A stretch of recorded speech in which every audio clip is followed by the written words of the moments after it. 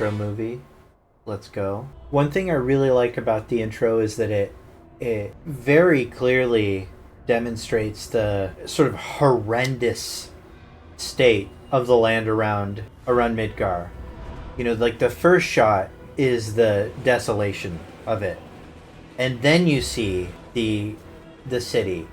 Having this bit of One-Winged Angel playing too is really thematically interesting. I really like the pre-rendered cutscenes depiction of environments too. Like, it's, even if I prefer some of the character models in engine, one thing you can't really argue is that the pre-rendered cutscenes have these really textured city environments. Here we see this scene's always been a source of speculation because we see bits of the live stream here. You know, this coming out of this Mako pipe. This is really a fantastic mirror of the OG intro and the OG ending. Sleep Easy's always wanted to point out that little purple in the background. And then there's this noted reaction. It's very clear and specific reaction from Aerith to something down that corridor, which is given a ton of focus here.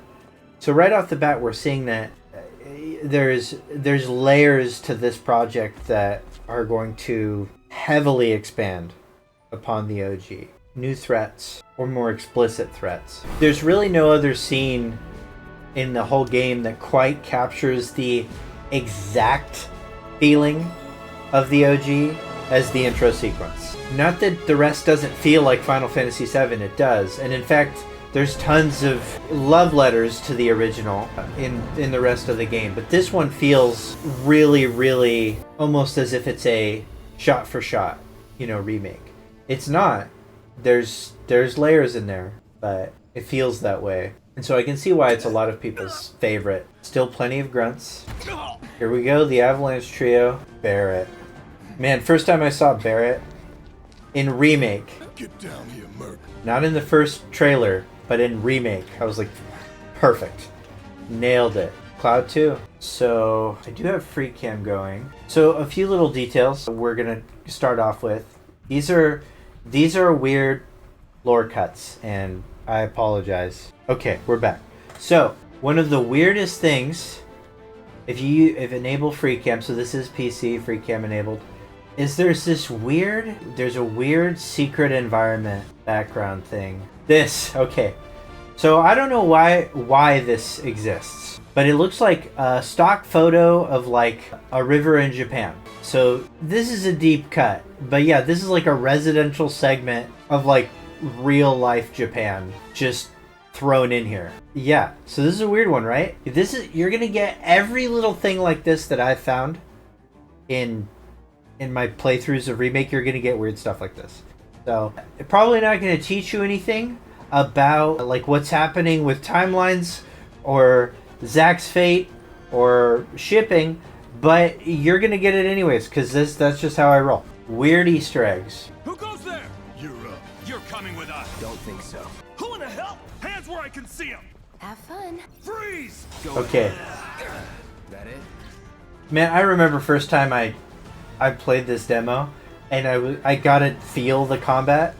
It was everything that I had ever wanted. But so there's a lot of newbies to the channel, and I know that this is stuff that veterans of my channel know that I point out.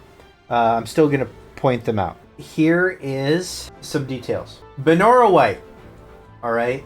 So we have this drink from Benora called Benora White. Quality apple juice. Now, we can tell from Crisis Core that these are dumb apples. So this is a dumb apple juice. So we know who made this drink. This is not me being cheeky.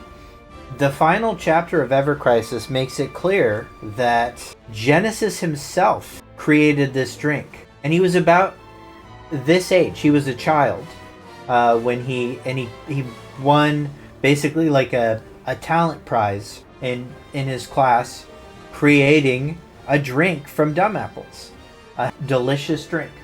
And this is that drink, Benora White. And so this is the first indication to me that the compilation was going to be a heavy part of Remake, and that it was in fact canonical. Going into the project, there was a lot of back and forth about whether this is true. There was some viral interviews that were taken out of context that, and whose sourcing is actually very tenuous, that sort of got aggregated by every news anchor and every news outlet as this indication that the compilation was not going to be part of Remake, and it was not considered canon to Remake. There was much more evidence to support that it would than that it wouldn't, but there was one that really made the rounds, to the point that I know several people that saw that headline but not the rest, and so they thought fully that we weren't going to see any of that Crisis Core stuff. But going into Remake Chapter 1, seeing this right away, this is as Crisis Core as it gets. And it's possible that this boy is young Genesis. There's nothing that confirms that. But also, so Clear Icicle. This is you're like, well, mineral water, Clear Icicle, what's the deal? Icicle, which is where we know from the OG is the place where, we kind of convalesce after the death of a certain somebody. Heavy spoilers in this series, by the way. So post what happens at the water altar, we kind of emotionally coalesce and then appear here at the Icicle Inn. We know that the Icicle Inn is near Modeoheim. In Modeoheim, when you are in Crisis Core doing Modeoheim things, you go to this abandoned factory, and it's really unclear what they make, but whatever it is involves hot water and distillation. It's very possible that plant that you're in Modeoheim is an abandoned mineral water distillery. So this is sort of potentially a reference to that. At least it's interesting. All the trains go to Sector 5. Okay, let's see. We'll look at some of the other posters here. Here's a poster you see everywhere. Air Music Gallery. We are music lovers. Pianos. There's a starry sky. So some people have suggested that this might be sort of a reference to Tifa and Tifa's piano skills, which apparently Cloud now has. It sounds like the piano's going to be a thing. We're not getting away from pianoing. Hair tonic for astonishingly radiant and spiky hair. So the hair product thing, it's been a running joke because the hair care regimen is something that it's covered in Ultimanias, and there's references to it in Crisis Core regarding the hair care regime and that Sephiroth, for instance, takes. There's a book that there's canon information about how long everybody's hair routine takes. This is not a joke. The Shinra X sensor here, this camera, see the world through her eyes. This is a reference to the OG. There was a crossover campaign at the time, or for the time of the OG, for a camera that was being used kind of as free marketing. The SNR58 Shinra X sensor technology. So this is sort of a reference to a Sony camera that was being marketed through the OG. This bag, Elegance, I'm not sure who's on this bag, who's in the background there, but I have my headcanon about it. We got Reload energy drink, or it looks like Relord, or Red Lord, or Red Load. But I think it's Red Lord for the bomb. Okay, moving on. Don't worry, it's just going to be like that every 5 minutes. Drop the weapon. You got this. I'm taking us on a lore tour of Remake.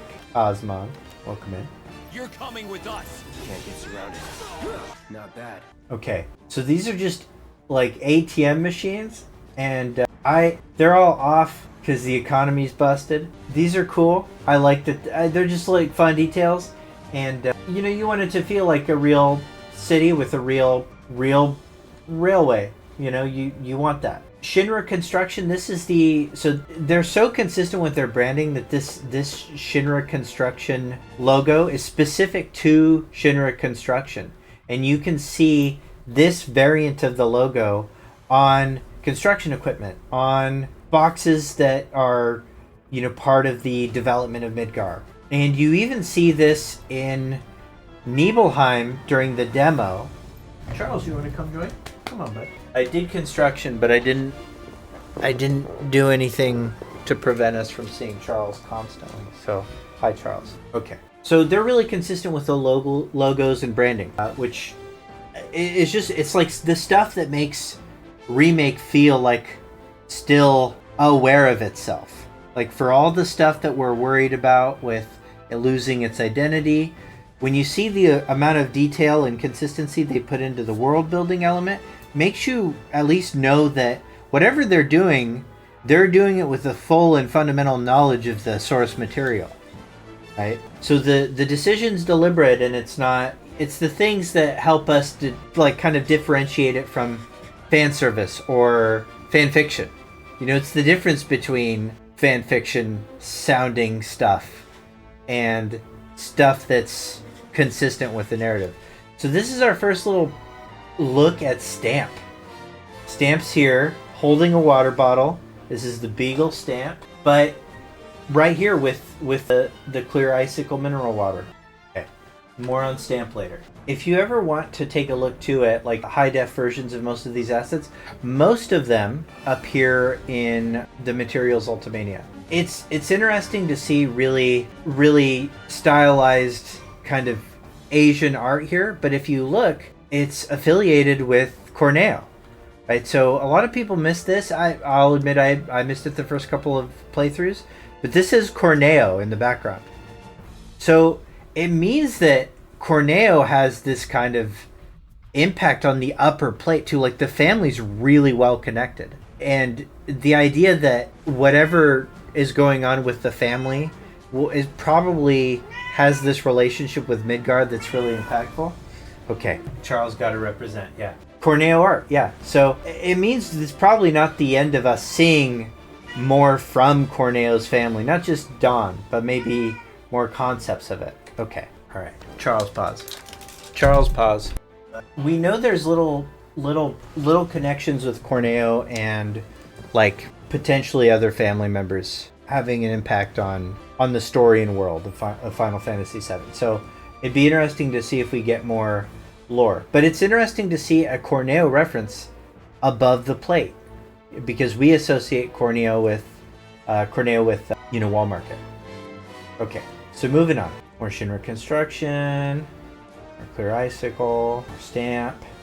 Okay, Loveless. So the story of the Loveless woman and Loveless poster, it's always, every single variant of the Loveless poster looks a little different. This one though, I personally think that looks like, if I were to choose one face that I associate that with, that looks kind of like, well, Tifa, which I think is interesting. Hair colors change depending on the depiction. The depiction of the woman in Loveless changes constantly.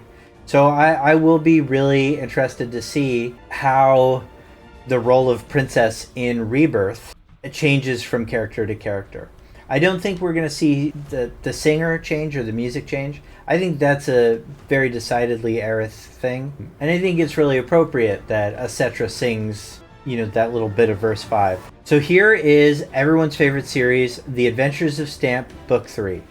And this particular poster has created a ton of theories on its own, just because there's this imagery of a loyal soldier dog carrying another wounded smaller dog, and so it harkens to Zack carrying Cloud into Midgar. It's got a kind of similar imagery, and Stamp stands up for his friends, right? So there's this loyal little dog Stamp stuff. Okay, we'll look at that clock right there. You'll notice it doesn't move. So what's Soldier Boy's deal? Is he one of us now?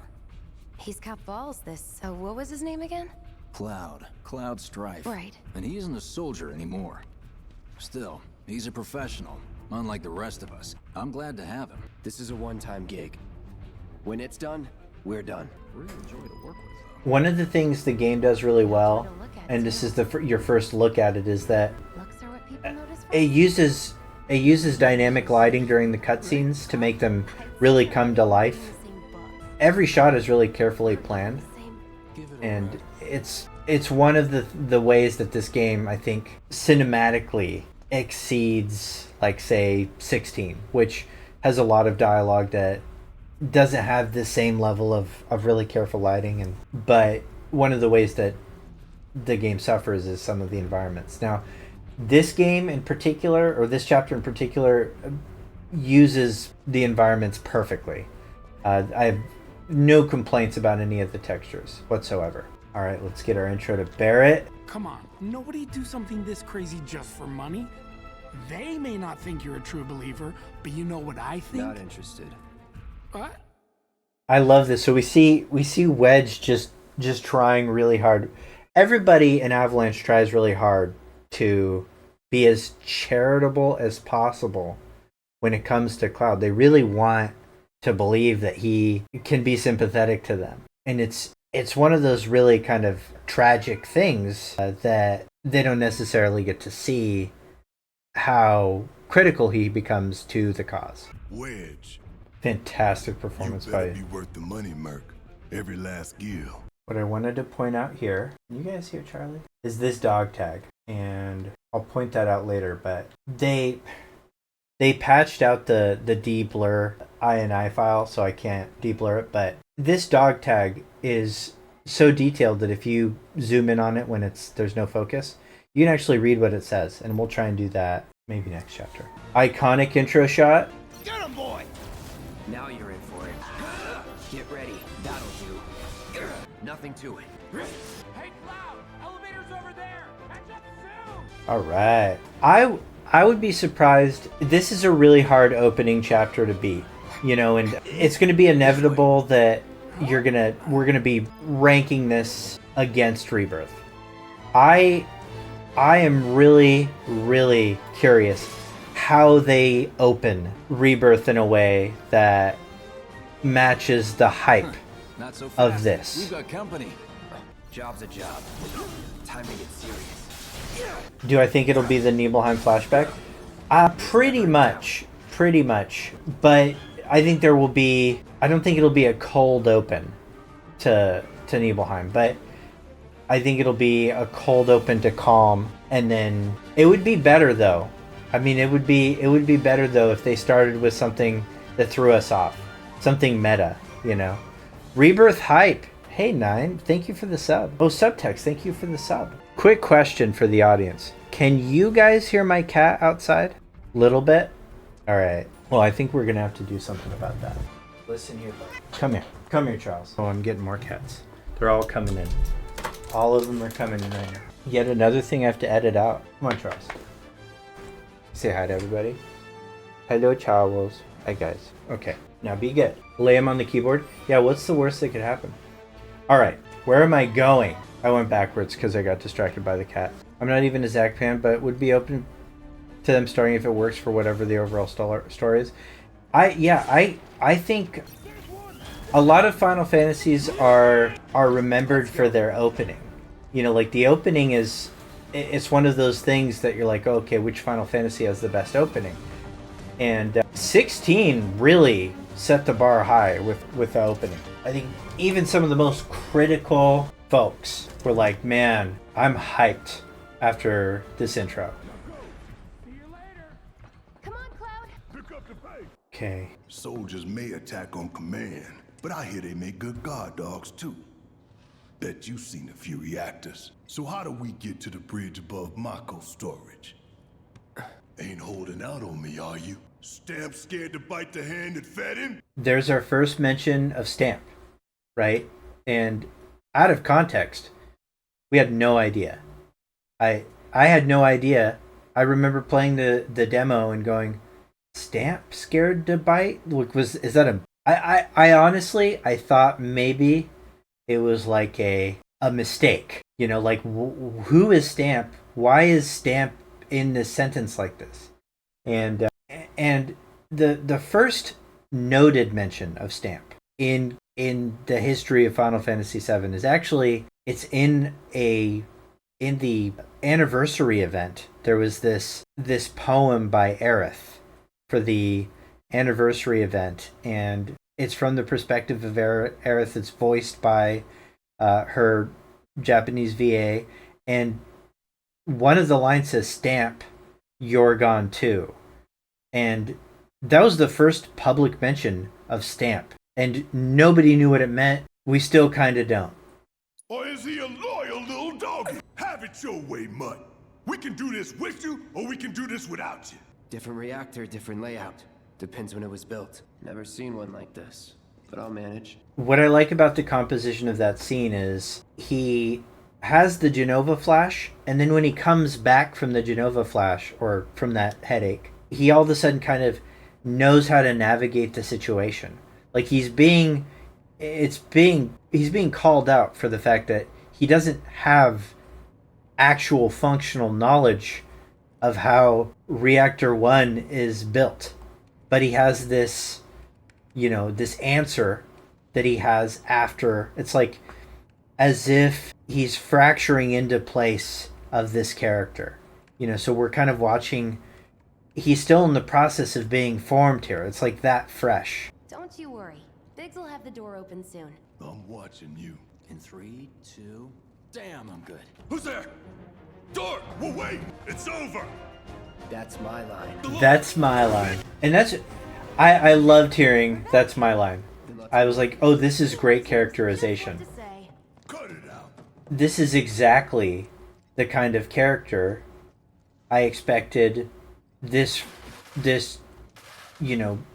fractured, partially alien man-child with a bunch of different people's memories to act like. That's what, like, the cool chameleon is going to act like. Like, who's he saying that to? Well, kind of us, but, it's also himself. Like, he's like, hey, what would this character that's been created in my brain say? And it was exactly that. A little corny? Sure. But that's because he doesn't really know what cool is. He doesn't know any of that stuff. He's guessing.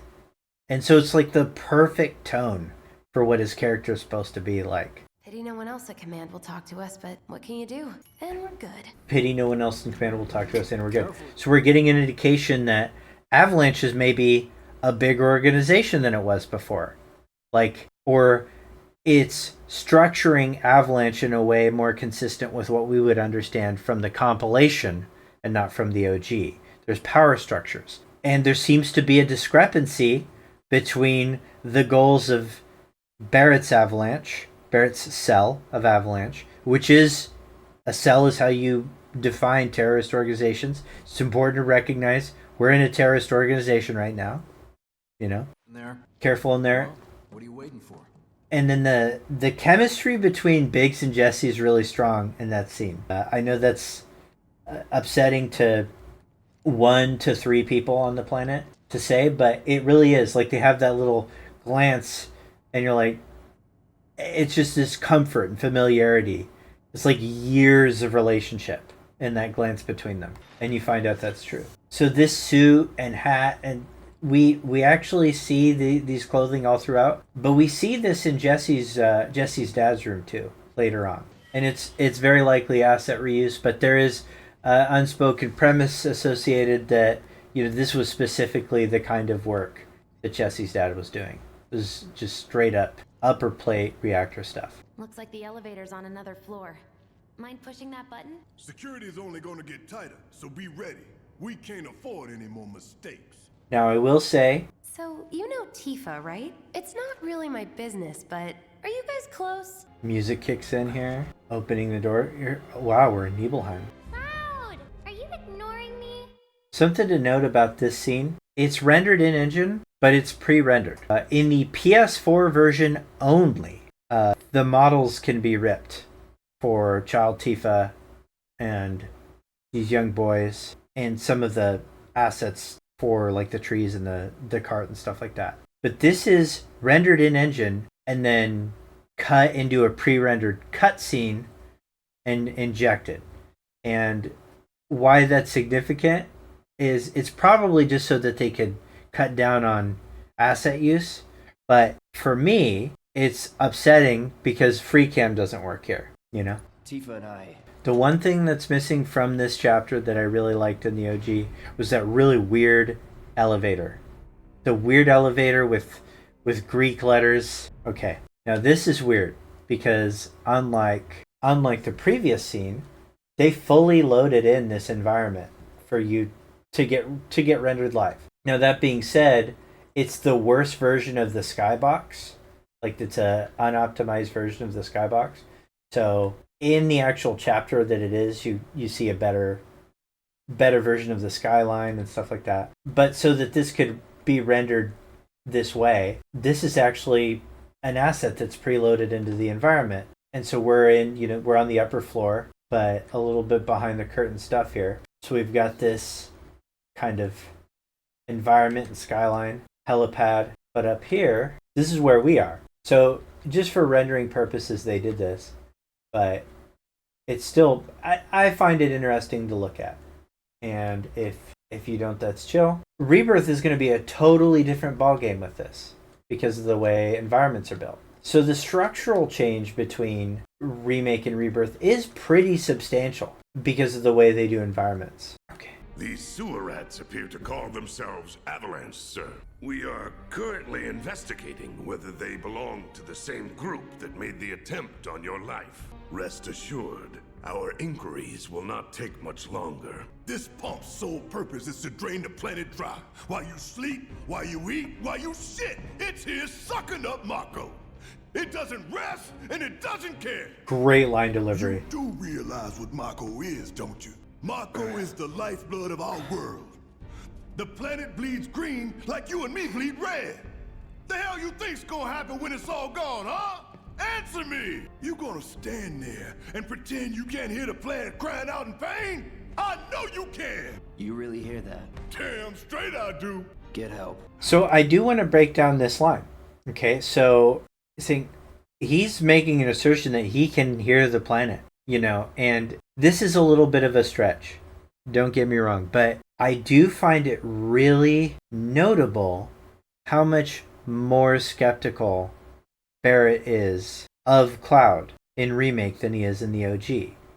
There's a little bit of back and forth, but it's elevated to a point where the Whispers need to interject in order to get Cloud involved in the second bombing mission. So I find it interesting that he's talking about, hey, can't you hear them?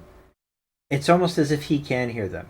I think we'll get a little bit more of the details of what humans can pick up on, what the distinction is between the humans and the Cetra. I think that there's something to unpack there. Cloud sort of earnestly questions first, like, hey, do you really hear that? Like, is that true? And then he's flippant and he's like what a teenager thinks a cool guy sounds like, because that's what he is. He's a teenager and making, catching up for lost time. Say that again! I'd worry less about the planet and more about the next 5 seconds. Save the screaming for later. This is the moment where we... on the line now. You listening, Merc? One false move, and that happens. Well, so much for having Cloud do all the fighting. So Hollywood. There are some places a sword just can't reach. Just bear with him for me, would you? Should have asked for more money. The whole scene's very Hollywood. But it's also this is the first moment that we get to see how the other characters control. And we get to see the way the party system works here. The party system in Remake is so perfect. These tin cans ain't got nothing on me. Now for the real show. Give them hell. Taking over. Buzz off. Need my help, do you? If it's an ass, I'm counting Let's on do you. this. Not bad. These lights right here, they're fine. I do find it funny that they... The laser security system. Great. Those things will hurt more than your pride if you're careless. They'll cut you down to size and then some. But I'm guessing you've done this kind of thing before. Yeah. Figure out the timing of the lasers. Then, make a move when they cycle off. Exactly. I'll go first. Nothing like a little danger to get the blood pumping. Now, I remember when I played this the first time, Those baby blues of yours on me. the demo, I thought that the rest of the game would have a ton of laser dodging. Like that was we're introducing a gameplay mechanic that is going to be constantly used. That wasn't the case. I was gonna bring up these streamer lights, these weird like candy cane lights. They're everywhere, and they just seem weirdly impractical to me. But you know, it is what it is. No, you're doing good, soldier. I know, I'm doing great. Hey, let's see what's up next. Okay, Jesse. Yeah, let's see what's up next. Come on, pretty easy, right? See, yeah, like they're everywhere. Oops. Well, and we're almost. Look, they don't call those things sweepers for nothing. They can wipe out a whole squad in seconds. Not if you wipe the floor with them first. We can take this hunk of junk. That hunk of junk is a heavy weapons platform. If we rush in, we die. Is that right? Need to hit it with magic. That should give us an opening. That's true. Stop moving. It would. It would give us an opening. Put all you got. Or we can just do that. Don't need to tell me twice. I'm going to enjoy it. Okay. What are you, 20-something? First, soldier first class. Doesn't go into the 20s. The hell you talking about? I mean your age, not your goddamn rank. I love that dialogue. A soldier's rank could be the same as his age. Mm-hmm. Guess that make you a 1-year-old. Live and learn. The idea that the soldiers are soldier is such a almost a scientific or alien concept to people that are observers, that for all he knows, he could be a clone made in a laboratory, and he could be 1 year old, you know? But that Cloud is so disconnected from the meaning of that question. It's one of those great little something's not right. Like when you hear it and you're not paying attention, you're like, oh, this is just a fun exchange. You know, they value different things. But if you know the story of Seven, you know the meta behind his character, it's really brilliant. And there's so much stuff like that it's like, it's made with this real appreciation for how both audiences are going to receive that line. Both the people that are familiar with the source material and understand the lore, they're going to be like, but people that don't are like, that makes sense. That's not a bizarre, lack of consistency. It's just, yeah, we're on this mission. We're in the middle of it. Let's go. Secret treasure back here. Then after this, let's see. Loving the Shinra Electric Power Company flooring. You know, just everywhere they can say, hey, this is mine. That's our target, the reactor core. Gotta set the bomb at the bottom. Let's get down there. Yeah, let's get down there. Damn, I can practically taste the Mako in it. Hurry it up. Am I the only one that thinks that, like, Mako looks Like a jackhammer. like it tastes good? More like excited. I've been dreaming about this for years. Heads up, boys. The end's in sight. I leave the rest in your capable hands. Good luck. You're choosing me over the reactor? That's sweet, but I'll wait my turn. Go blow her mind. Yeah, go blow the mind of the reactor. Not that way. Down the ladder, dummy. Don't call me dummy. Alright. Yeah, Baja Blast poisoning. Exactly. It's got a real lemon lime vibe. There. You're done. The idea that it's got a smell too, that's like really Right down to the bottom. uncomfortable to smell. No. The pump would suck us back up. How comforting. What I like about that is that what we know Mako really is it's the life stream. It's like it's the raw liquid form of the stuff that's in materia. It's the energy of the planet. So the idea of it being somehow physically repulsive, like by design, means that it's meant to warn people or animals, hey, don't go near this stuff. You know, it's like you would how oil smells bad, you know, or like chemicals smell bad, as sort of like an indication to living species, hey, stay away from this. I like the idea that maybe in this case the live stream is trying to protect itself, not just protect the participants of the planet. Like there's this hey, don't destroy me. I'm literally the lifeblood of the planet. Yeah, I've been waiting for this. No time to celebrate. Sure there is. Also, there's a lot of activity Let's do this. in the water, which I find interesting. In the live stream, there's activity. It's just a cool thing to kind of make it flare up, make it look interesting. The golden Shinra plate. Okay. All right. Important scene coming. All right, let's see if Little Stamp really can bite the hand that... Stamp again. Let's see if Little Stamp can bite the hand that feeds. Go on, do the honors. Prove to me you're the man Tifa says you are. That you're one of us. Never said I was. I'm just here for the paycheck. The facial expressions there. Like the disgust. Like, how dare you not care about this? Oh, there it is. Such an understated What's wrong? portion of the music there. Understated piano one-winged angel I'm fine. motif. What about Way the motif. timer? Your call, Merc. 20 minutes. Pretty cocky, ain't you? It's hard mode. I don't have a choice, Barrett. You double-crossing! Heads up. What in the hell? Hey, how the hell do we fight this thing? It's got reinforced armor plating, but the internals can be overloaded. Lightning magic. No other option, huh? First HP gate. Okay. I love that even without the camera mod, in this frame, you can see Jessie still up here. Just chilling. Just holding her head. Not even looking at this. Which seems like... I mean, this would draw my attention, you know, if I were Jessie. The hell is that? A barrier? Never seen this defense system before. Thought you were the expert. Hey, So listen. what's your brilliant I'm plan? tired. Shit! Should I be worried? Yes. Bounced right off. Nice try, dumbass. Frontal assault's no good. There! Attack it from the rear. All right, Yeah. soldier boy, show me what you got. It's my time to shine. Or go down in flames. I got it.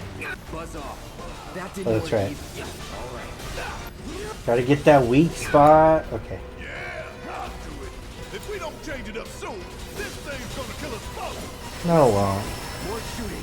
How about less lip from you? No holding back. Now, hit it hard and fast. Oh, you're in for it now. Just shoot. So will it count? Do it. Damn it. Missed the pressure spot. That's okay. Focus. Find a way. Damn it. Missed it. It's okay. HP gates. HP gates are one of the more annoying parts of the combat. But Watch the tail. You don't want to be hit by that laser. So, what do we do? Don't get hit. Take cover behind that debris. Now, go. Oh, you got need my help. Bring it home. All right. Going all out. Gotta memorize the attack. Firing one off. Say your prayers and Get ready. suck that. My turn. Find an opening. let's do maximum fury. Don't overdo it. Oh, you're up. Let's do this. Deal with that. Guess it's... I'm I counting got on you. this. Military grade armor and a reactor? Heads up! Tail laser! I see it. Then take cover! You scared of something? Yeah. Ooh, gotta love it. Now, go! Oh no! Phase 4. Oh, hell, what's it doing now? An auto repair unit. Damn it. We gotta take it out quick or we're screwed. Oh, I am way ahead of you, Murph. Gotta time our attacks just right. Hold out until you spot an opening. Alright. You dead. Shit, the bomb. 20 minutes until detonation. It's good to know that Mako isn't flammable. Damn thing showed you how it's done. Come on, we've gotta move. Where should we covering our way out? Damn thing showed you how it's done. So that's Barrett saying, yeah, we're trying to destroy this place. Tough, but doable. Tough but doable. Nothing to it. I mean, there's stuff to it. Yes. Action-packed. You okay? Do I look okay? Help a girl out, would you? My hero. Hey, we'll link up over there. Look after Jesse. Look after Jesse. Come this way. This route should lead us straight to Barrett. Probably. I think I see an exit. Come on. Don't look back. Let's go, let's go, let's go. If you say so. Shut up and climb. You're not helping. It keeps me focused. I'll freak out if I don't talk. Have it your way. The rudest that he is that banter right there. Just shut up and climb. Enough banter. I don't want you to talk ever. There it! I've got you covered. Find us a way out of here. But then... Don't worry, I'll be fine. I've got Soldier Boy with me. X, Soldier Boy. They're here! Take them down! Up, We don't have time X. for this shit. The clock's ticking. Cool it. 5 seconds is all we need. That was like 2 seconds. Get out of here ASAP. 72%. Let's look at this. It also, yeah, I love looking at all this stuff. It's total garbage though. Like absolutely nothing of value. But it still, you know, adds character and depth. Actually, I agree. Gotta give it my all. Now. SEAL Team 7s are coming back. Don't worry. Back in a hard way. Cocky little bastard, ain't you? No shit. Calling lightning. I could have done that on my own. Sure you could. I love the banter. Sure you could. I wonder how much the banter will change in Rebirth. It seems like, because by the end of Remake they have kind of established a rapport. And it's almost kind of adorable. Ain't you a feisty? That's a letting you. No holding back. Whatever. Ain't got nothing on me. Yeah. We ain't going down without a fight. Obviously. All right. Here we go. Anytime now. Come on. Let's get this over with. I love counter stance as an ability. One of my favorites. I like the Punisher one too, don't get me wrong. My help, do you? But there's just something super satisfying about counter stance. See me in action? Must have missed it. Alright. Okay. Here we get one of the first, like, when I saw this in the demo, I was like, whoa, this is different. This is very different. Sir. So Shinra being the reason the devastation of the reactor was so intense, and that there was in fact a death toll, put this really interesting Come on. spin on Avalanche, and it kind of took away some of the stakes. I still think that their insistence to go forward with a second reactor bombing, knowing how devastating this was, does let us know that, you know, it's more important to them that they do this, you know, than what the consequences of this were. Like, they're still culpable and they still have Can you walk? If I couldn't, believe me, you'd be the first to know. I'll take that as a yes. a drive to do it. They still have a drive to, you know, engage in this terrorism, even knowing, but that they didn't necessarily want to hurt people, you know, that they had planned and taken precautions not to, does humanize them a little bit more. And whether I like that or not was something that I've kind of gone back and forth with. I kind of like it now. I think that what it does is I think they do enough to show that there are elements of Shinra that aren't pure evil later on. But the way that this framed it was that, you know, the bombings were an inside job. Avalanche did nothing wrong. You know, these are the good guys. And you shouldn't feel any kind of way about being on their side. And I don't think that that's compelling or had the same kind of moral value as the kind of hard choices and really stark, just you're dropped off in this moral position in the OG. Like, hey, you're a terrorist. People die because of what you do. You have goals and they're important, but this is what you are. This took a little bit of that edge off, but it's also a little bit more realistic. That tonally, because you decide to continue on with your mission, or Avalanche decides to continue on with its mission, even after this happens, you still are kind of connected to the choice, and it's a little bit more gradual. It's a little bit more. I think it matches the pacing of this arc, because we're spending 40 hours in an arc that took, you know, 4 to 8 in the OG. So you do have to kind of build up to this and explore the moral dilemma a little bit. And so it was weird to see that in the first time I played the demo. I'll never forget. Okay, that was pretty cool. All right, come on. Also, it's cool to see acrobatics. You're like, okay, Cloud can move like he did in Advent Children, This is a gnarly explosion. I love the explosion sequence here. It's one of the best CG sequences in the game. Like the sound, everything. Okay, so that was chapter 1. So let's move on. Let's look at the lore. We're done playing the game, and now we're going to take a look and break down some of the stuff. So the capture was smooth. That's good. New capture device. Okay, so let's start with the remake revisited chapter 1 destruction of Mako reactor. Sunil put these together, and Sunil Godania, follow him on Twitter. He's like the lifeblood of the social media accounts. He works really hard. Hey, most of what I did on stream was just like look at stamp posters, but that you're not supposed to see, that I like to point out, and I do that earlier in the stream. And in the bottle, I'll point it out. Easily one of the best chapters of Remake. It's one of those ones where very few people have issues with it. The only issue that I've heard a few times has to do with the inside job element of Shinra, and I've waffled on it a couple of times.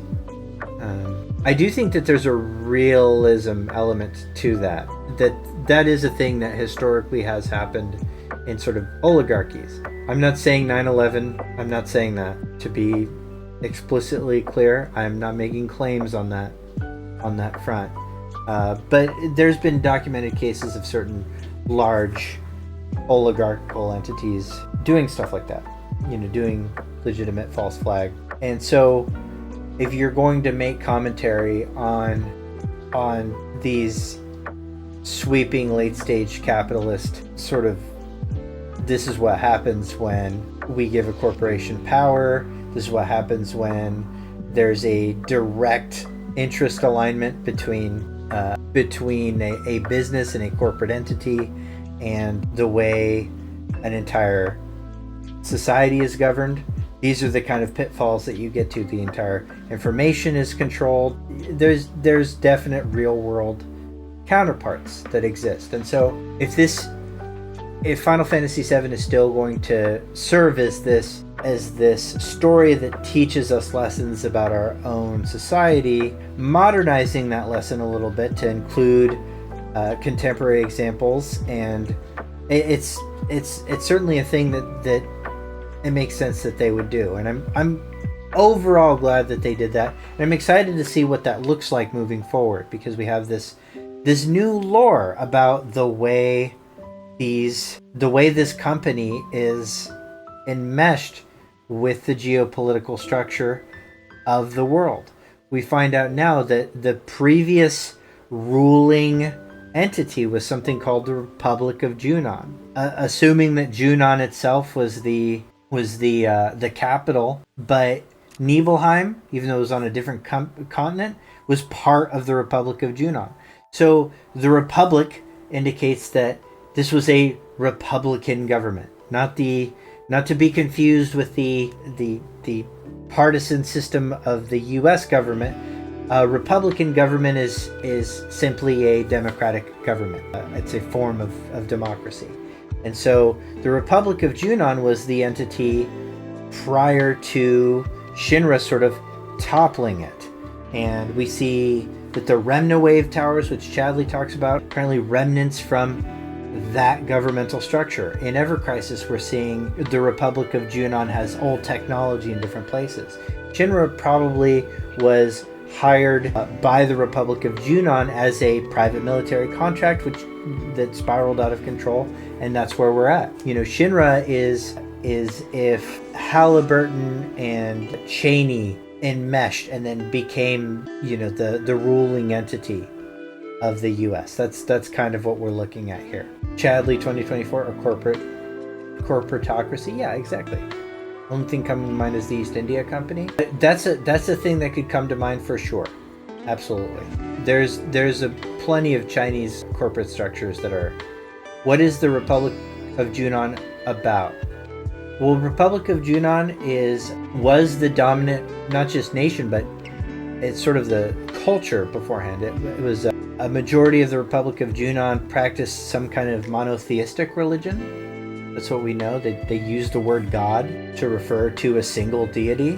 There were older religions that seemed to take inspiration from the Cetra, inspiration that we hear about in the Avalanche upbringing and in these the weird videos and propaganda that Avalanche would show is sort of highlighted in Traces of Two Paths. It's also shown in Ever Crisis too.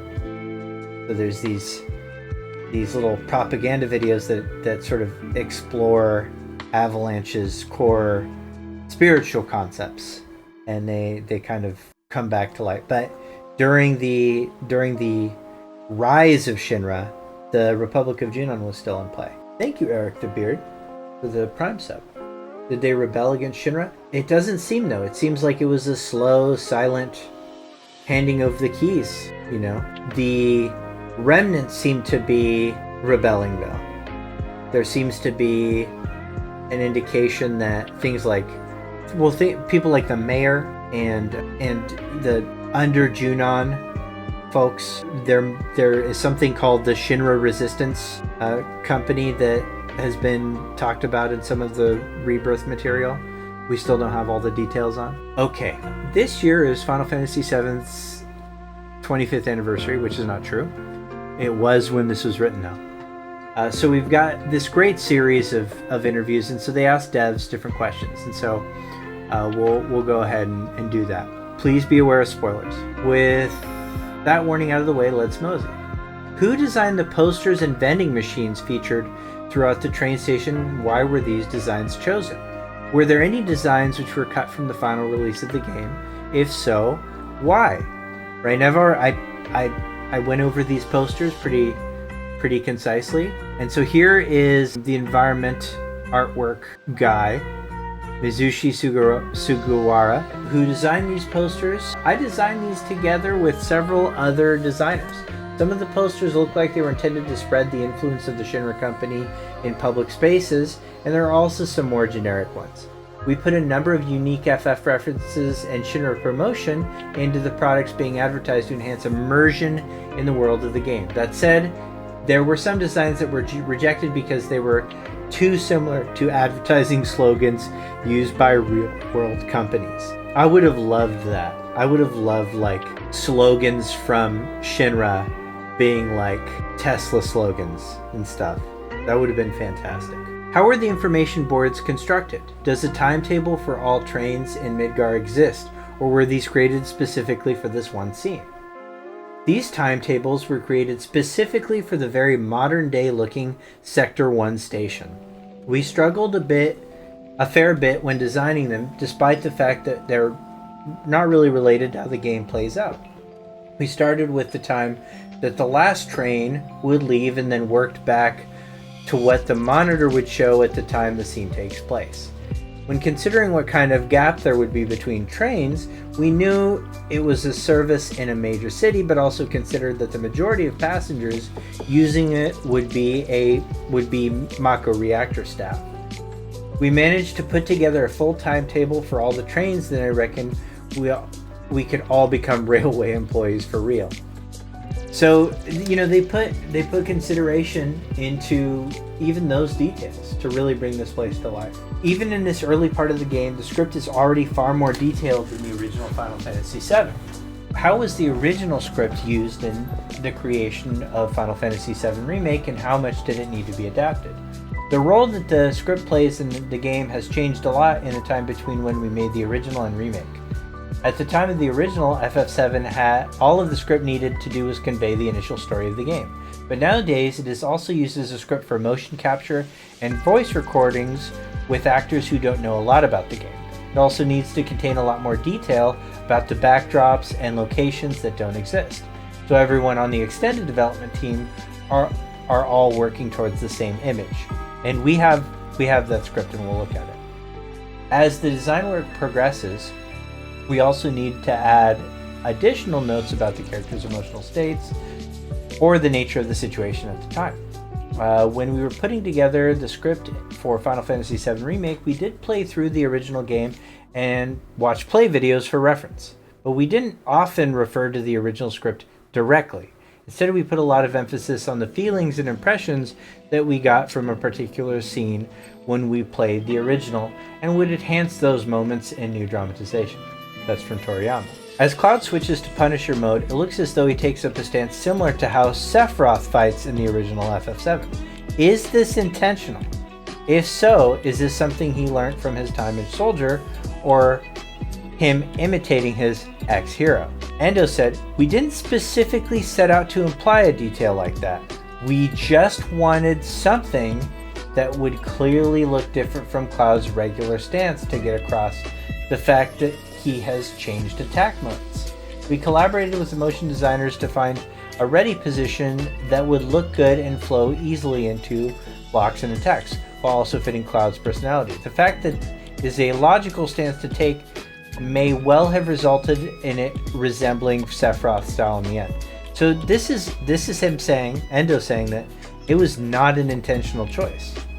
So and it's hard to believe, but it's true. Why that's interesting is in the latest teeny tiny bit of footage we got during the Sony hype trailer for 2024's title, we see a little glimmer of Cloud holding the sword, and he is holding the sword in a way that looks much more specifically akin to Sephiroth's stance. And it is distinct from Punisher's stance. It's on a different shoulder. It looks different. Blitz actually did a video pointing out the differences. Like that, no, what we see in that little snippet does seem to be an intentional emulation of Sephiroth, whereas this was sort of an unintentional one. Just food for thought. The lifts, elevators that the team take to get to the reactor core look far cleaner than the versions from the original game.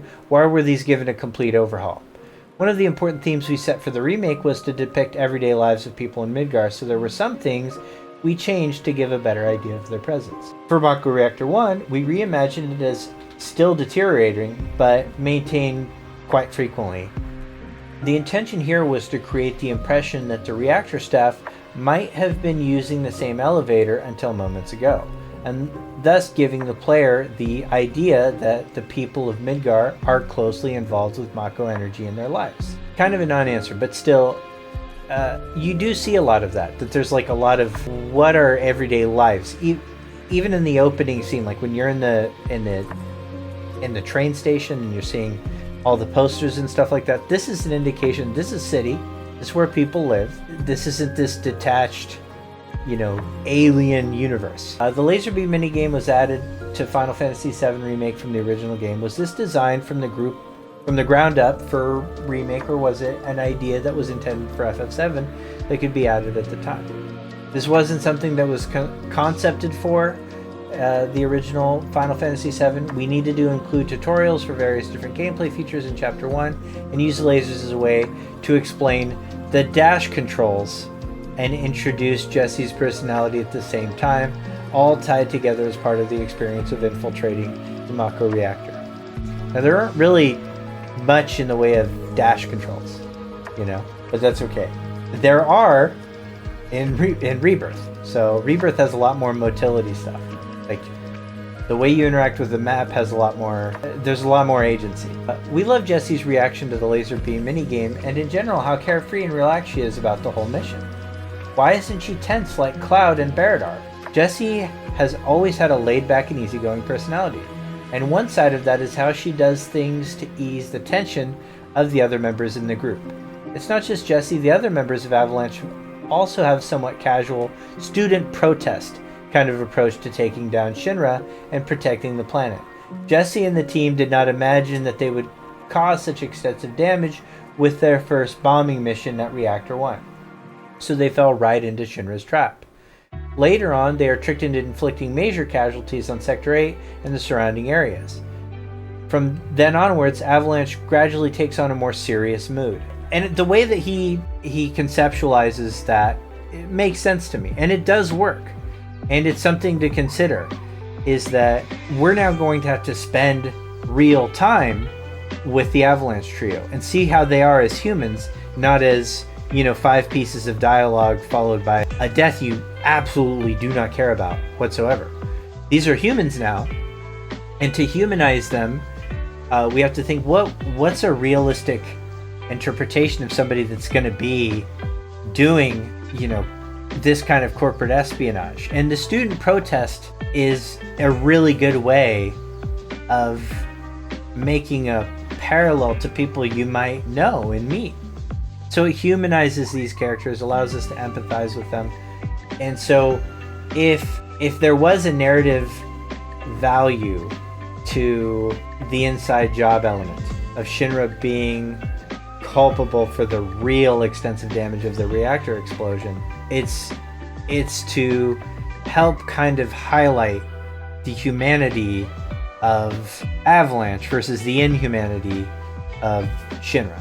We find the human elements of Shinra later, but at this stage in the story, it kind of fits. It kind of helps, keep us tonally engaged. Why is there a choice for the bomb timer? Does this impact anything in the game? Having the player set the timer to increase the feeling of urgency during the escape section after defeating the Scorpion Sentinel was the essence of why this was added.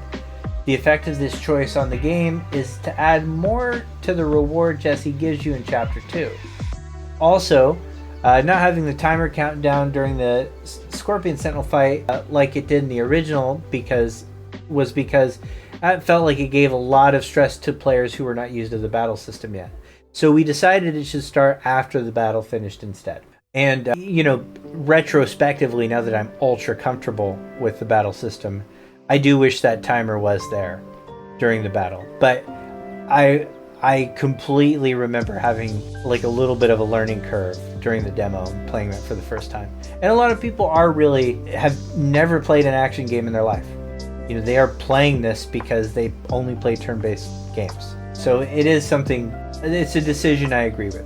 How are all the Scorpion Sentinel's attacks thought up and created? Some are based on the Guard Scorpion from Final Fantasy VII, but the new attacks and even the way it moves and jumps are certainly new to Final Fantasy VII Remake. It goes without saying that we wanted to respect the movements the boss had in the original game, so we used as many of those as we could. However, Remake switches the gameplay to real-time action, so there were also a lot of things that we could not capture if we just stuck to the moves the originally had. Even though it is an action game, we went for a system that relied purely on players' reflexes. If we did that, it would raise the barrier to entry for people who did not usually play many action games. Thus, we tried to make it so that the advantages and disadvantages from where you stand became important and allowed players to think strategically about how to approach the fight over a comparatively long time span. The result of looking at the battle from the perspective was that we searched for motions we could use based on the awareness of the Scorpion Sentinel's character. We wanted to clearly communicate things like, where is the player from the Sentinel's perspective? Is that the right place to stand or the right distance away? Does that position pose a danger or not? And it's true, the Scorpion Sentinel jumping around and sometimes being inaccessible to the player did create a break in the action that made it feel a little bit more turn-based. It made it feel a little bit more strategic and structured in that way. And also the animations and the movements were really cool from like this is this jumping scorpion. It has arachnid style movements, it was cool. Is Barrett strong enough to wield Cloud's Buster Sword with one hand?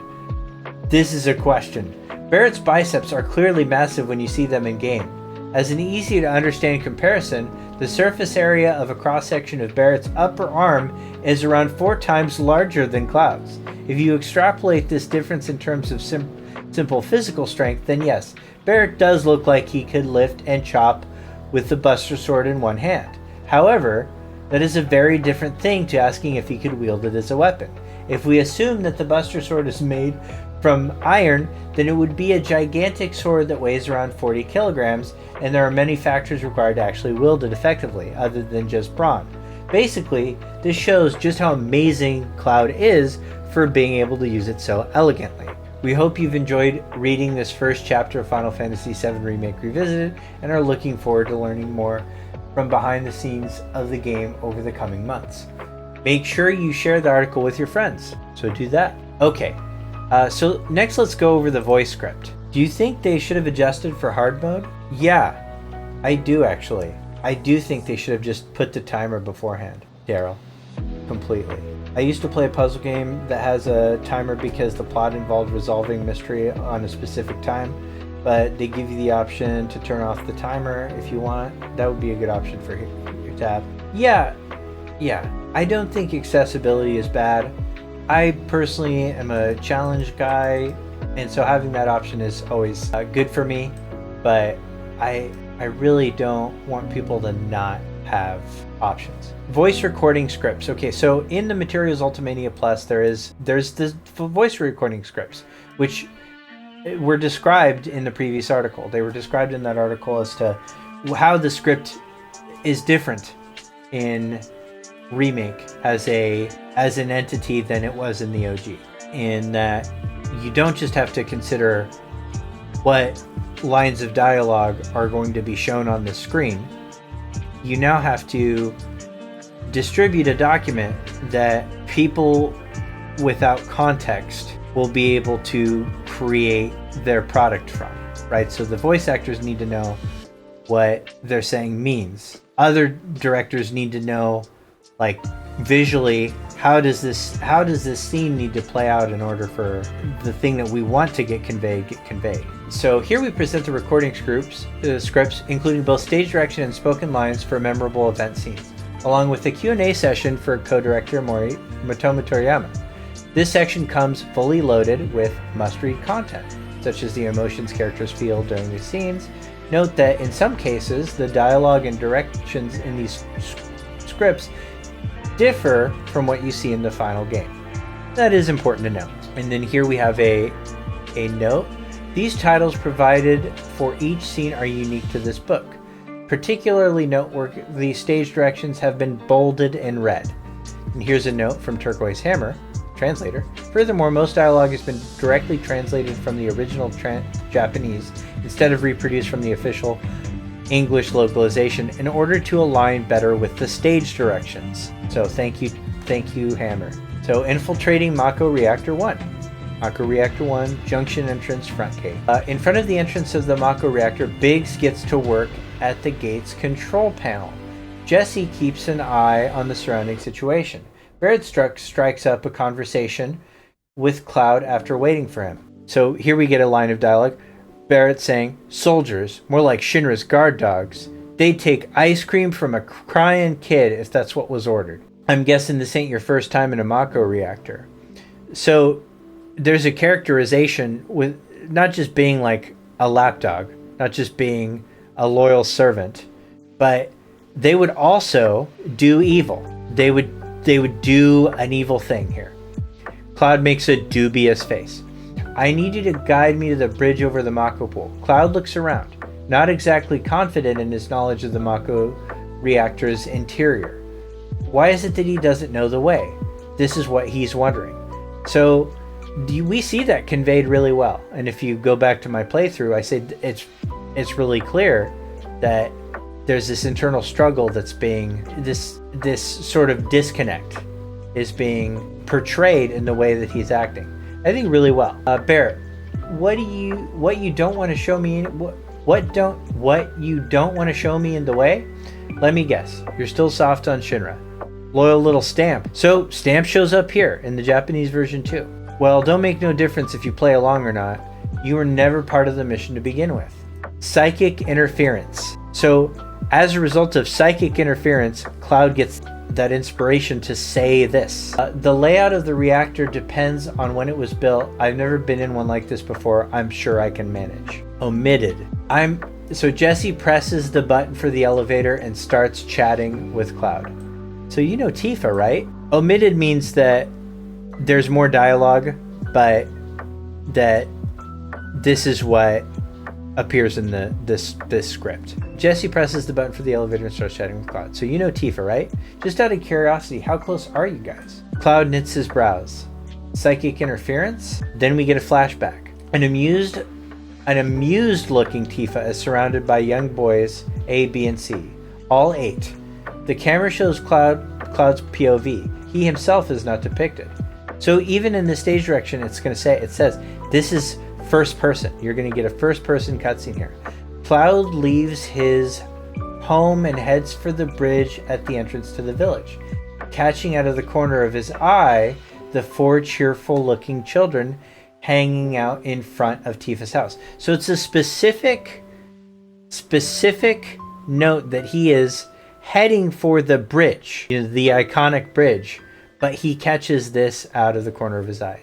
So this kind of gives us a clue to when this is, if we're familiar with the lore. And it actually lines up very perfectly with Traces of Two Paths, which hadn't even been published yet. It's not like he has anything in particular to take care of at his destination. Tifa takes notice of Cloud, i.e. the camera, and then she gets to her feet energetically. Cloud! Tifa, 8 years old. Tifa rushes towards Cloud as the other boys look on dumbfounded. Tifa, pretending to be angry. Ignoring me again? The above is a memory that Cloud's unconscious is modifying in the moment. In reality, Tifa didn't actually take notice of him. So notice the quotations around unconscious. So the quotations around unconscious sort of indicate that there is an interesting agency at play. So we all know this is some blend of Sephiroth and Jenova at work, rewriting his memories in the moment. So Tifa has this attitude towards Cloud where she's pretending to be angry, notices him, and that is a plant from Sephiroth. So if we're trying to figure out like, hey, what's Sephiroth's endgame? Are they making it up as they go along? Or are there elements of this that have been kind of part of the plan? It seems here, if you look at like the trailers for Rebirth, where we're seeing Sephiroth start to like leverage Tifa's role in his story against him. You know, like, did I really kill her? We're seeing that the framework for that story thread is already at play here, right? So super interesting stuff. Just then, Barrett trudges onto the elevator and hits the switch to operate it. With a violent jolt, it begins to move. Jesse acts as though nothing happened. Barrett shoots the pair a suspicious look. So this comes across really well. The thing that we would have no idea about is the unconscious modifying of the memory. That is a what is fact, what is fiction thing. We only know this because we're reading this here. You know, we know that there are accounts of how Tifa and Cloud interacted in the past, and we know that this diverges from that, but from a viewer's perspective, we don't know if this is just the new history of Final Fantasy VII, or if this is an illusion, but this confirms this isn't what really happened. This is something happening to Cloud. Mako Reactor 1, building interior inside the elevator. Aboard the elevator as it descends the floors of Mako Reactor 1, Barrett is caught up in his speech and can hardly contain his passion. He's only partway through and already has a head full of steam. So while us bastards eat and sleep, the big-ass pump keeps gulping away, sucking up that Mako night and day. No rest, no mercy. You even know what Mako really is? It's the life of the planet. It runs through the planet like blood in our veins. So what do you think will happen if they keep pumping it out like that? Cloud remains silent. Come on, don't tell me you can't hear the screams of the planet. Cloud, disinterestedly. You really hear that? Damn straight I do. Cloud, then go see a shrink. Barrett wears a blank look, then realizes he's being made a fool of. You little shit. The elevator reaches its destination. I'd worry less about the planet's future and more about where you're going to be in the next 5 seconds. It's your screams I don't want to hear. So that is really similar to localization. Except for it's your screams I don't want to hear is actually like kind of a statement of kindness. Like, hey, I don't want you to die. But he probably doesn't mean it that way. It probably would just be irritating. Here's a Q&A from Toriyama. During the scene in Mako Reactor 1 where Cloud recalls what he saw in Nibelheim, You chose to use the song Anxiety, or literally Anxious Heart, False Memories. As the track's title suggests, is this a recollection of memory that's been fabricated for some reason or another? Cloud suffers from lingering experimental after effects that not even he is aware of. These crop up at various points throughout the story in the form of psychic interference or hallucinations. The memory of his hometown that he recalls in Mako Reactor 1 has also been given shape by his own suffering and anxious heart. It's presented in such a way that one can't tell to what extent this is a real memory, a fabricated recollection, or a fantasy Cloud himself wishes has happened. So, what is fact, what is fiction? Right from the get-go. You know, that's what's attempting to be conveyed here. As to Rune, where's this article from? So this is the Material Ultimania Plus. It's a guidebook available from Square Enix. It has not been officially translated yet. This translation is provided by our own Turquoise Hammer.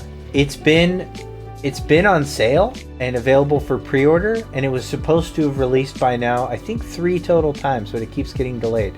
It's now due out like after Rebirth, so I don't know. But let's see if I have. If you want to go to that site, that's a great resource. Yeah, it's great. It is crazy that it takes them so long to localize these kinds of guidebooks. I don't totally understand that. Yeah, they should just pay Shinra Archaeology department to do that. So, what are you guys' thoughts now? It's a weird way that they chose to gatekeep the lore this way. Yeah. It really, I mean, if you look at the quality of these translations that Shinra Archaeology department did too, I mean, it's really just like a translation and then one guy doing the work. And I've seen him work. It doesn't take him that long to do. And he did it for free. You know, so it's a weird thing that they dilly-dally on this, but it is what it is. It is kind of a small market, though. I didn't realize the memory was false, but it's interesting. It is. And I will say this. There was a theory going around that it was false. It was a false memory pretty early on after the game came out that referenced the song title as proof, along with like a strangeness with the way that Tifa's treating Cloud, the memory. But I don't think it's conveyed in a way that, like, the initial takeaway is that it's a false memory. It feels like it's a flashback. You know, that's what any stranger is going to assume. Even most people that had a familiarity with the lore. And so this is one of those things that I think was maybe kept a little incorrectly, or in a way that didn't really effectively get the point across. Whereas a lot of the stuff in here where we get this extra secret context is really interesting to us. It's like, oh, that makes sense, or oh, that's so cool. But like it's not so discordant from what we experience in the game that we are like, oh, I totally misread that. You know, I was way off. Like, there's very few things like that are where it was just ineffectively conveyed, and that your standard end user didn't get the right vibe from it. There's very few things like that. I think this is one of them. What did you miss? We were just talking about the lore, you know? I don't think I've seen Jenova create a 100% false memory. Does she always have to pull from and after memories, I wonder? I don't know. There's a lot we don't understand about Jenova as a concept, and I get the sense that a lot of it has just been developed on the more recent side. Jenova seems to be getting a little bit of agency affiliated with it. And one of Sleep Easy's videos goes into this pretty deeply, but the cosmic horror element of Jenova was fairly clear-cut in the OG. It is basically agency-free. You know, there was really no will left by the time Sephiroth co-opted the will. But starting around the compilation, it seems like Nojima was doing things to add this possibility of context. There's a one-off line saying that Jenova was responsible for all of the ills, and it's in one of the Advent Children guidebooks that Nojima said like Genova was responsible all along. But that's not quite a fair statement. In a vacuum, it sounds weird, but if you read the whole statement, what he's saying is that it was the tie that kind of bound all of these malicious antagonists of the story. Not that Genova was this, active agent, but Genova is basically a force of nature, right? Like there's really nothing moral about Genova. It's just Genova's harmful in the same way that sunlight is harmful, or that a lion is evil. And the answer is it's not really. But Nojima, Genova's will for Sephiroth back in Advent Children. Yeah, not Sephiroth. Exactly. Yeah. And in the Kids Are All Right, there's this dialogue between Sung and the Turks. Basically, just Sung basically said that he wonders if Genova's exposure to Hojo is what set this plan in motion from the get-go. So there's this idea that there's maybe a little bit of willpower left. The description in the original remake Ultimania, which will probably never get a localization, for Genova Pulse or Genova Beat indicates that it has the ability to affect the subconscious of anybody that's near it. So there's this like kind of upgrade in what Genova is moving forward, and it could kind of help explain why there's this seeming disconnect between what Genova is maybe doing and what Sephiroth is maybe doing. And why is Sephiroth having us fight these things that Genova has clearly already corrupted? Like is there a little bit of cognitive dissonance happening real time for us? All of that stuff and more is just frameworked the new struggle between fact and fiction for us. Susie, good to see ya. There's other stuff too, and we'll get there as we go, but for now we're just sticking with chapter 1 stuff. This will probably be the shortest chapter that I do this on, because all the surrounding material is pretty short, but chapter 2 has a ton of stuff in both the script, the MUP script, and the retrospective is a little bit more interesting. I'm also going to have a guest on for chapter 2, so that'll be fun.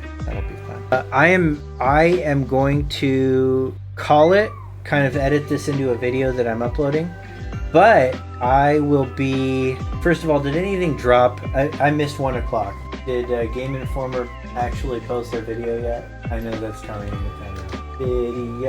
Video. Yeah, so I'm posting, I'll turn this into a YouTube video, all of this. I'm not gonna put this exact part, obviously. Yeah, nothing today from Game Informer, so that's good. But I am going to try and briefly edit that and get it out the door and upload it. But I am gonna be live again in like 4 hours. 4 hours and 20 minutes. Because the Ever Crisis Yuffie event is supposedly going to be live. So the new story chapter so this is the first time that, other than the Nibelheim flashback, this is the first time that the story of Ever Crisis has gone beyond the remake. And so we're going to see, does she have cool costumes? Looks like it. Probably. What's that in GMT? Well, okay. It's 4 hours and 20 minutes from now. So look at your clock, add 4, and it'll be super late for you. What is the Yuffie story supposedly about? Any new Sephiroth stuff? No, subtext. It's literally like just the next chapter of Final Fantasy VII, and Yuffie is there. Or do you mean like you mean the event thing where they're in Wutai? Yeah, just ignore that. Ignore anything that's like an event. What it will be, and what it always is a portal opens because the life stream is both a timeline and a time travel device and the afterlife. It's all of those things, and a life stream portal opens, and then you go to like Wutai, but it's like Wutai without consequences, and everybody dresses up in Wu-Tai costumes, and they have a dance party, and that's the way events work. So Yuffie's story in the Yuffie event is like they go to Wu-Tai and then it's like Bollywood. That's it. But what's coming out, I don't cover those events anymore. I just don't. I don't think that they're... if there's some interesting lore in them, I'll post screenshots of it on Twitter, but I won't cover it. I'm not into that kind of thing. But the story stuff for Ever Crisis, the things that are the legitimate story chapters, I will go live with those. And so we'll go live with that in 4 hours and 17 minutes. You didn't like Ever Crisis? It's not for everybody. Don't blame you. Sphere Hunter sounds great. Do you think what the Bollywood thing? I know. Just because of combat? That's fair, yeah. I don't play mobile games really? Yeah, that's fair. You want to party? I know. Yeah, the First Soldier stuff's really good. Like, the First Soldier stuff, the story segments are like, the level of quality is different. It's really clear that it's like a different team does all of those. It's also like, it's like no coincidence that it's the only time we see Stamp is in the First Soldier stuff. It's because that's the stuff that matters to the overall lore. You know, music's good. Subtext, yeah. Toriyama is putting his whole Toriyus into that. Toriyama is the one that kind of oversees most of Ever Crisis, by the way. What else is coming out? So I'm doing one of these for every chapter. Maybe Susie will do a chapter. Maybe Susie has a favorite chapter. And I said 18, but it's actually 20, because we got to do intermission too.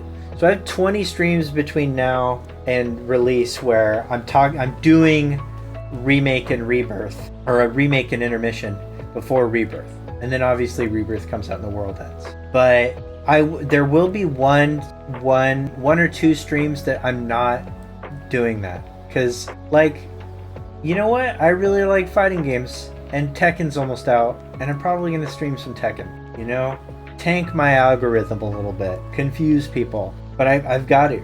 Yeah, I know, 20, baby. Chapter 9. Daryl, you want to do Chapter 9? You know how many people want to do Chapter 9? A lot of people. But you know what, Daryl? You're on top of the list. Sleep Easy's doing Chapter 18.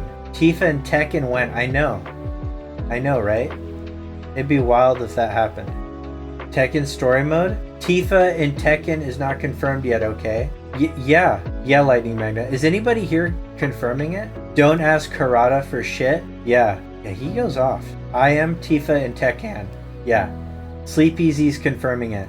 Nobody is wanting the return of Noctis? Then they can bulk her up and people might stop complaining? No, people aren't going to stop complaining. You're in Tekken 8, Sphere Hunter? You're in so many games now. Tekken is the correct pronunciation, Sleep Easy. Victor is Noctis. I really like Noctis in Tekken 7. I get weird playing characters that I don't think are going to be in upcoming titles. Like, I remember feeling really weird about playing as Cloud in Smash Brawl, because I was like, this is probably the last one he's ever in. But then when he was in the next one, I was like, cool, I can main him because he's an ultimate, you know. I kind of feel that way about, because I remember Soul Calibur, I got really attached to Link. I was like, I'm pretty good with Link, and then I couldn't play. Like, this was the last time I ever got to play Link. And I'm never going to get to play Link again in a Soul Calibur. If Soul Calibur comes to PS5, I'm going to play on the PS5. Not the Switch 2, you know, with its 1080p. I'm not trying to dig too hard on the Switch. If you enjoy the Switch, good. That era was peak, I know. You know, crossovers are a fun thing for me. Like, and 15 had wild crossovers. Like, the Assassin's Creed event, and then the Chocobos in Assassin's Creed, that was wild to me, you know. And I'm excited to see what kind of weird Final Fantasy VII crossover stuff will happen as a result of this trilogy. I am not a Battle Royale guy. I did my best with the First Soldier, but part of that was I liked that it was third person. I don't like first person games. Cyberpunk is my favorite first-person game, despite the fact that it's first-person. I know a lot of people will kill me in my sleep for saying this, but I would still rather play Cyberpunk in third person. So for me, like the Apex is just, it doesn't work really well for me. I know some people are really enjoying the Apex crossover, and it's probably good, and I support that. And I think it's cool that they wanted to do that, you know, but I'm just hoping for some other crossovers too. You know, I'd really like to see like just really off the cuff stuff, wild collabs, like Jordan Peele Kojima level collabs. I want to see something like that. I want to see like Robert Eggers involved somehow, an A24, you know. I want a Lighthouse X Final Fantasy VII crossover. You want a consistent anime of the whole Final Fantasy VII? That'd be cool. David Lynch X Tekken 8. I mean, we already got our David Lynch game, you know. Alan Wake 2, Alan Wake, the whole Remedyverse, just dripping with Lynch references. Just donuts everywhere. A legendary or Netflix adaptation of Final Fantasy VII live action. Yeah, that'd be fun. Honestly, I think that if like best companion media stuff for me would be like a independent story. I really liked what Edge Runners did, you know, having a dedicated story that takes place outside of the main Cyberpunk 2077 game universe. I would love to see something like that for 7 or 16. Actually, I would really like to see that for both of those. Do you want to see Lost Episode of Dirge become its own anime? Hell yes.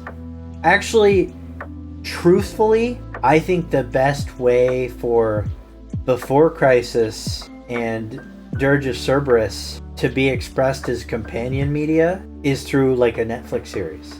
I would rather see those happen.